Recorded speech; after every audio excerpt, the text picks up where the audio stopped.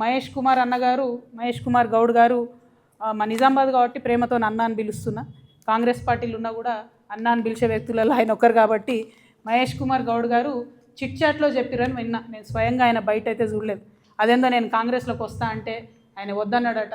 నేను మహేష్ అన్నని చెప్తున్నా, అన్న కాంగ్రెస్లో ఏం లేదు, అది లూజింగ్ పార్టీ, ఓడిపోయే పార్టీ. నెక్స్ట్ టైం కాంగ్రెస్ రాదు తెలంగాణలో.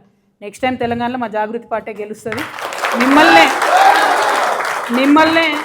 మిమ్మల్నే మహేష్ కుమార్ గౌడ్ గారిని నేను జాగృతిలోకి ఇన్వైట్ చేస్తున్నా.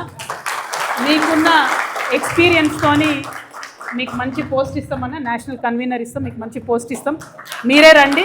మేము చాలా సీరియస్ పొలిటికల్ పార్టీగా చాలా పెద్ద ఎత్తున ప్రజల వద్దకు వెళ్తాం. భగవంతుడి దయతోని, ప్రజల దయతోని తిరుగులేని రాజకీయ శక్తిగా ఈ రాష్ట్రంలో ఆవిర్భవిస్తాం.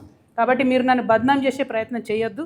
నేను వస్తాను కాంగ్రెస్ పార్టీలోకి మీకు చెప్పడం, మీరు వద్దనడం, ఇవన్నీ మీకు కలవడ్డది కావచ్చు అన్న.